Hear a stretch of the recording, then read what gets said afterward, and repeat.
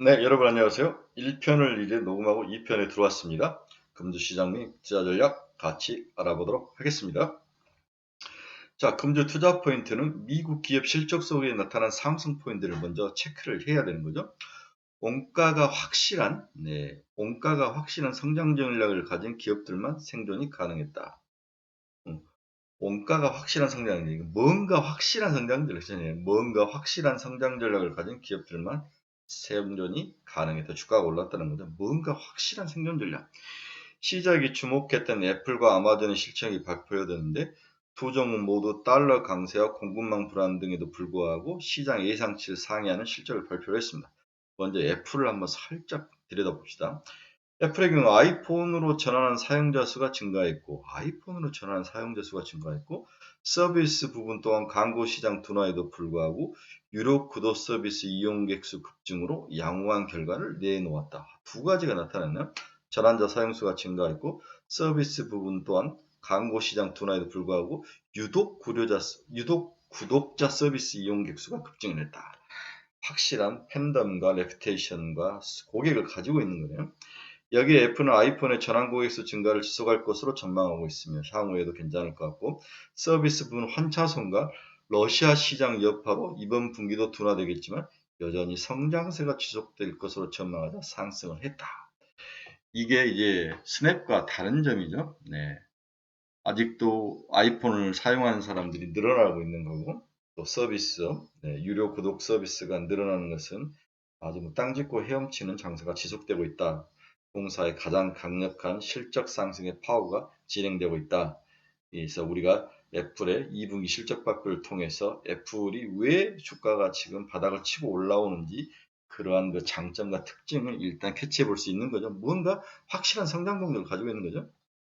아마존 한번 봅시다. 아마존 또한 프라임 고객들의 지출 증가세가 확대되는데 팬데믹 이후 경기 성장이 정상화될 경우 일부 감소할 수 있다는 분석도 제기되었으나 오히려 증가한 점이 실적 개선에 긍정적으로 영향을 미쳤다. 프라임 고객들의 지출 증가세가 확대. 그렇죠?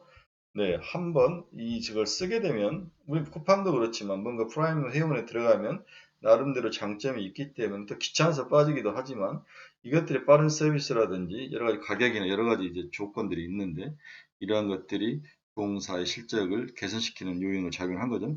여기에 클라우드 서비스 성장의 큰 폭으로 지속, 이 부분이 좀 더 중요한 것 같아요. 네. EPS 적자 전환은 리비안 평가 손실에 의한 것을 이례적인 것으로 여전히 견고한 실적을 기록하고 있다는 점은 우호적이다. 자, 단점으로는 리비안이 역시 뭐 돈 먹는 하마의 모습을 들어가고 있지만 클라우드 서비스가 장점이 되고 프라임 고객들의 지출 증가세가 지속되고 있다. 프라임 서비스 그 비즈니스가 시장의 새로운 먹거리로 동사의 실적을 개선시키고 있다는 거죠. 이 두 가지 포인트가 최근 아마존 실적 발표 이후 주가가 상승한 동력이다. 자, 이처럼 실적 발표 속에 뭔가 그들만의 무기가 있는 기업들은 주가가 상승했다는 거죠. 실적 발표 중 교훈을 한번 봅시다. 최근 실적 발표한 대형 기술주의 특징을 보면 달러 강세에 따른 환차손이 발목을 잡은 것은 일단 악재였습니다. 그렇지만 예상을 하회한 실적을 발표한 기업들도 세부적인 내역을 주목하여 뜯어보면 성장에 대한 기대를 바탕으로 상승세를 보인 점이 특징으로 나타나고 있습니다. 이는 그동안 하락했다는 먼저 선반영된 밸류에이션 개선 등에게 영향을 줄 것으로 시장은 추정을 하는 거죠. 그렇지만 추가적인 성장 동력이 크지 않는 기업들의 경우 부진한 실적을 발표하자 급격하게 하락 추세를 보이는 양분화가 크게 나타나고 있다는 점도 큰 특징 중의 하나라고 볼 수 있습니다. 이를 감안한 달러와 영향도 중요하나 향후 성장 동력이 있는 기업들을 중심으로 매수세가 지속될 것으로 시장은 전망을 하고 있습니다. 성장 동력이 있는 기업들을 찾아라. 그렇죠? 뭔가 기업 실적이라든지 이 실적을 떠받칠 수 있는 그 연속성, 그 무엇.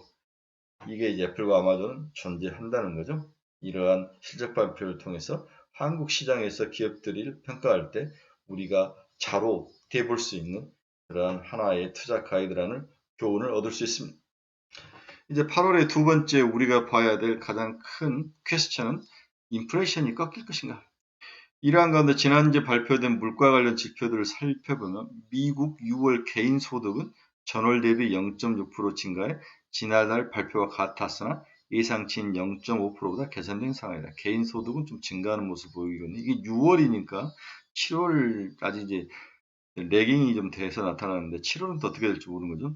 소비 지출은 전월 대비 1.1% 증가해 지난달 발표한 0.3%는 물론 예상치 0.9%를 상회를 했습니다. 소득과 지출이 모두 견고한 모습을 미국 시장이 지금 보이거든요. 그죠? 시장이 주목했던 미국 6월 PCE 물가지수는 전월 대비 1.0% 상승, 1%가 상승해 지난달 발표된 0.6%는 물론 예상치인 0.9%를 상회했으며 PCE 물가, 그건 핵심 물가가 상승을 한 거죠. 전년 대비는 6.8% 상승해 지난달 발표된 6.3%보다도 상회하는 다소 불안한 모습은 보이고 있습니다. 물가는 여전히 마지막 온실력에 의해서 최고 고점에 왔을 때 태풍도 그렇지만 온실력에 의해서 튕겨져 올라오는 그런 모습이 보이네요.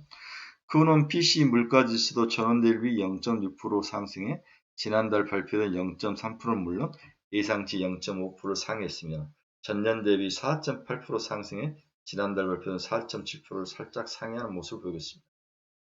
그냥 PC 물가지수에 이제 근원 PC 물가지수, 에너지와 푸드 가격을 뺀 핵심 물가지표를 봐도 우리가 예상한 것보다 하락하기보다는 6월 기준이죠.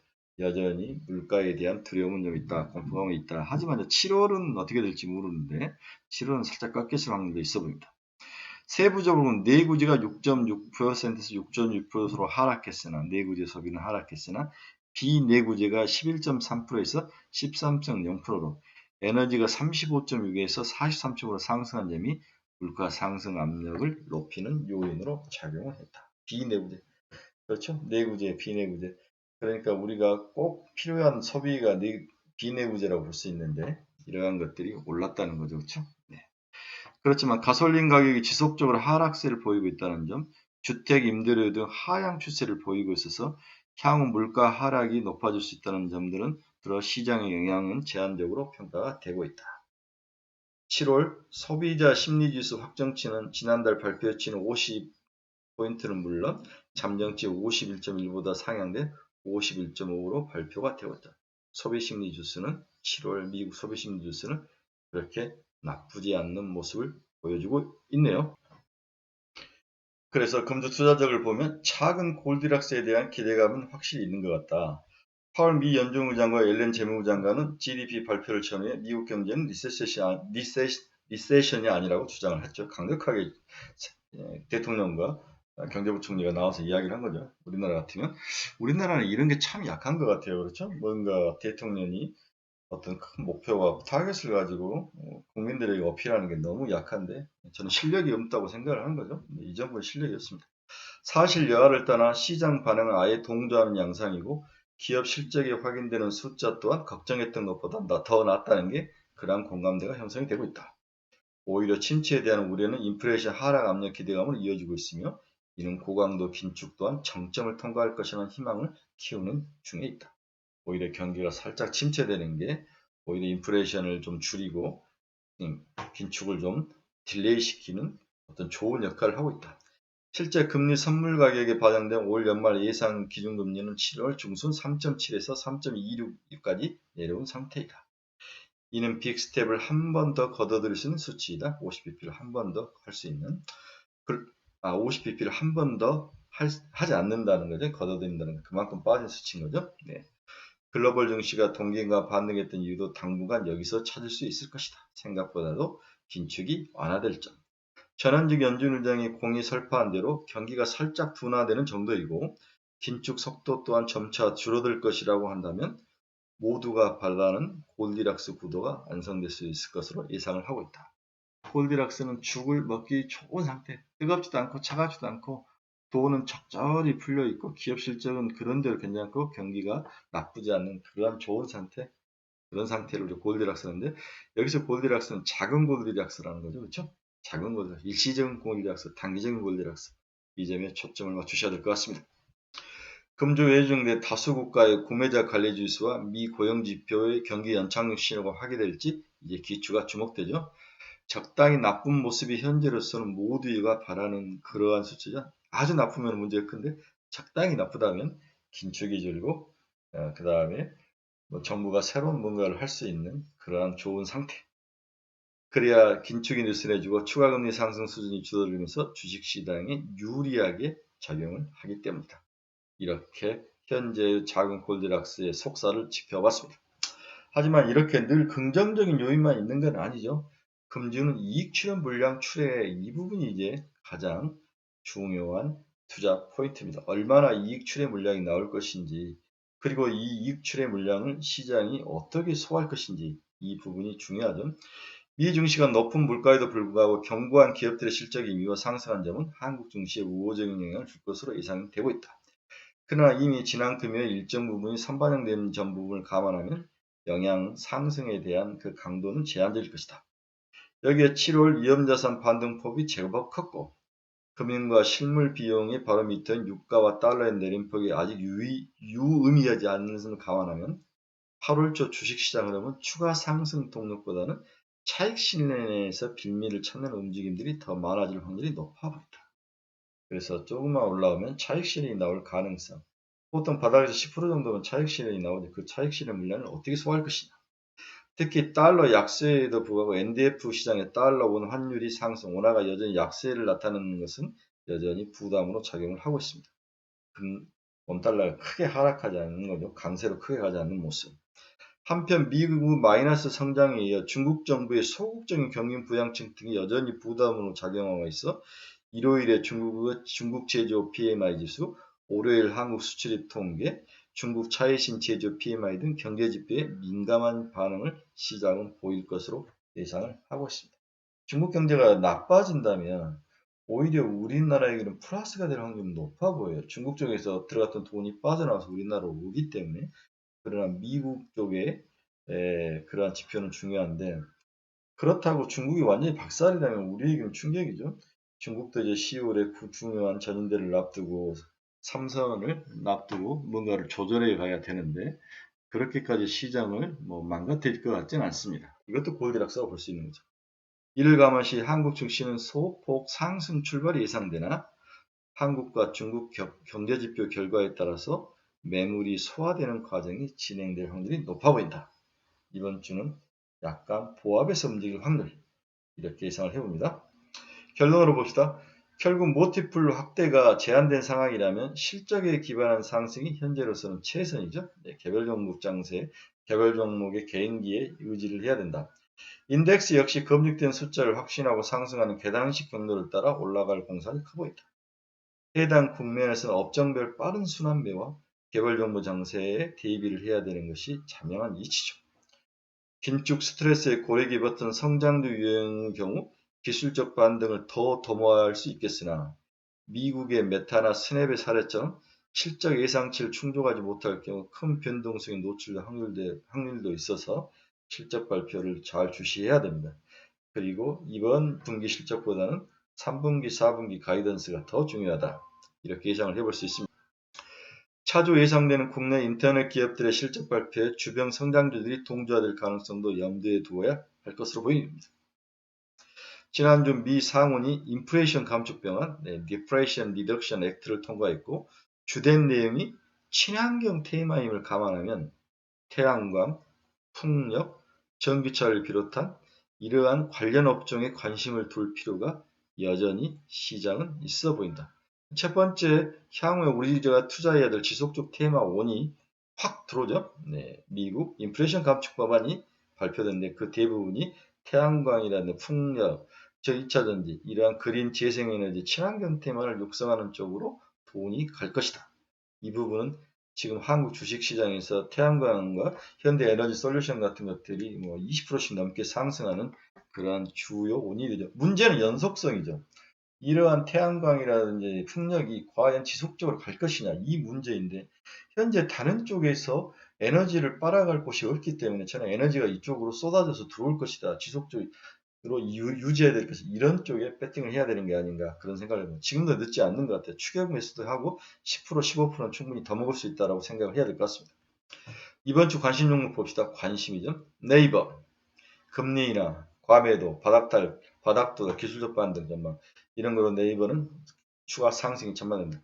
한미반도체 네, 저는 여기서 이야기하자지만 항상 반도체는 재고가 아주 뭐 극악의 최상을 차지할 때 재고가 쌓인다는 것은 가격이 굉장히 안 좋다는 거죠. 재고가 쌓이기 시작했다는 사인이 날 때부터 주가가 하락해서 재고가 최상을 점정을 찍을 때부터 반등하는데 이게 올 9월 올 12월인데 3반영 된다면 올 3분기 이후에는 반도체 관련 기업들이 바닥을 치고 올라올 것이다. 가격도 마찬가지고 두 번째, 그동안 우리가 B2B, B2C에 너무 몰입이 됐는데, 이제는 반도체라든지 이런 것들 B2B지 않습니까? B2C에 대한 투자가 끝났고, 이제 B2B가 거래가 늘어날 것이다.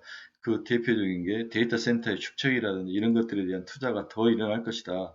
지금 모든 것들이 데이터 센터를 기반으로 해서 돈이 벌리고 있기 때문에 여기에 대한 투자를 안 할 수가 없는 거죠. 이런 면에서 B2B에 강한 반도체가 올 하반기 새로운 성장 동력의 두 번째다. 그린 에너지 앞에서 신재생 에너지 환경이 1번이라고 했죠. 반도체라든지 이게 2번이 될 수 있습니다. 자, 그런 면에서 한미 반도체는 15,000원까지 충분히 예상을 해볼 수 있다. 동국 SNC 앞에서 이야기했죠. 정부가 하반기 풍력 전용 고정가격 입찰제도를 도입할 경우 가장 큰 수혜주를 입을 것이다. 고정가격 입찰제도는 또 뭐냐?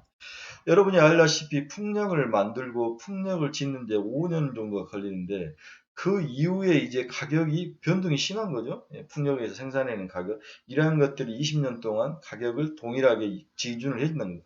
즉 올라갈 때에도 못 올리게 하지만 내려갈 때에도 방어해 준다면 20년 동안 꾸준한 가격이 고정되어 있다면 영업을 하는데 얼마나 유리한 겁니까? 여기에 맞게 비용이라든지 모든 전략을 세울 수 있기 때문이죠.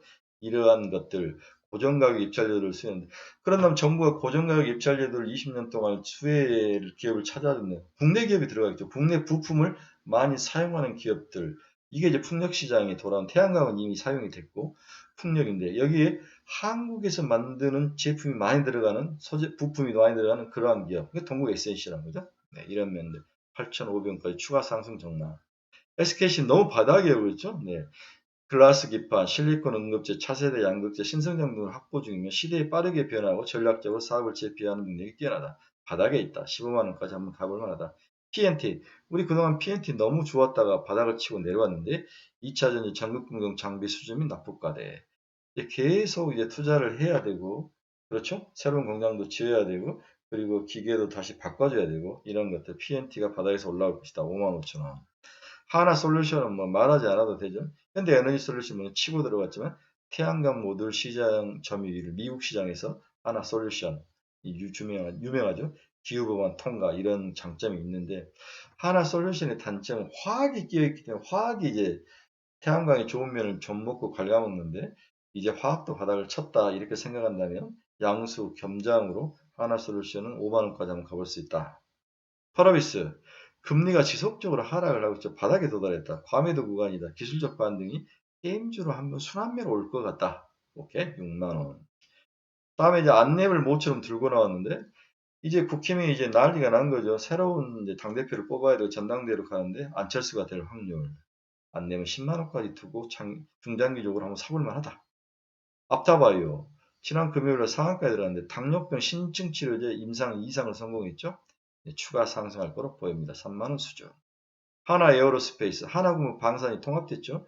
최근 이제 새로운 테마주 중에서 올드한 테마주죠. 방산은 이미 치고 올라왔는데 이게 이제 폴란드가 기름을 부었는데 이제 얘들은 추가 상승보다는 이익 실현 차원에서 접근을 해야 되는데 이 중에 많이 오르지 않는 게 하나 에어로스페이스 같은 것들은 이런 방산 업종을 하나로 통합해야 된다면 추가 상승 가능성이 있다. 기술적 반등 정도 이렇게 예상을 해봅니다.